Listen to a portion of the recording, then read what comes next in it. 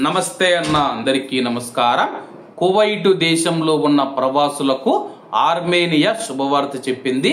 వివరాల్లోకి వెళితే కువైట్ మరియు జీసీసీ దేశాలు గల్ఫ్ దేశాల్లో ఉన్న పౌరులకు మరియు ప్రవాసులకు స్వల్పకాలిక సందర్శనల కోసం ఆర్మేనియా దేశంలోకి వీసా రహిత ప్రవేశానికి అర్హులవుతారని చెప్పి ఆర్మేనియా అధికారికంగా ప్రకటించింది. ఈ మినహాయింపు 180 రోజులలోపు 90 రోజుల వరకు బస చేయడానికి అనుమతిస్తూ ఉంది.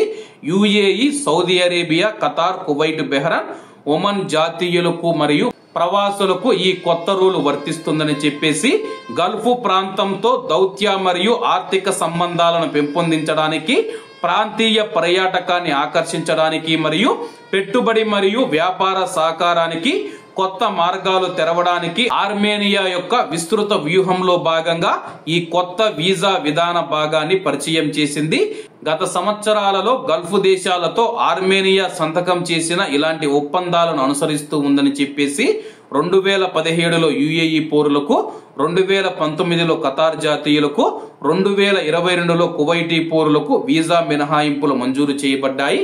తాజాగా మనం చూసుకుంటే కువైట్లోని కువైటీ పౌరులు కానీ ముఖ్యంగా ప్రవాసులు ఎవరైతే ఉన్నారో వీసా లేకుండా ఆర్మేనియాకు ప్రయాణించవచ్చని చెప్పి 90 రోజుల నుంచి 180 రోజుల లోపు మీరు అక్కడ బస చేయడానికి ఆ యొక్క ప్రభుత్వం అనుమతినిస్తూ ఉంది. కాబట్టి అందరూ బాగుండాలి, అందులో మనం ఉండాలి. అందరికీ నమస్తే అన్న, జై హింద్.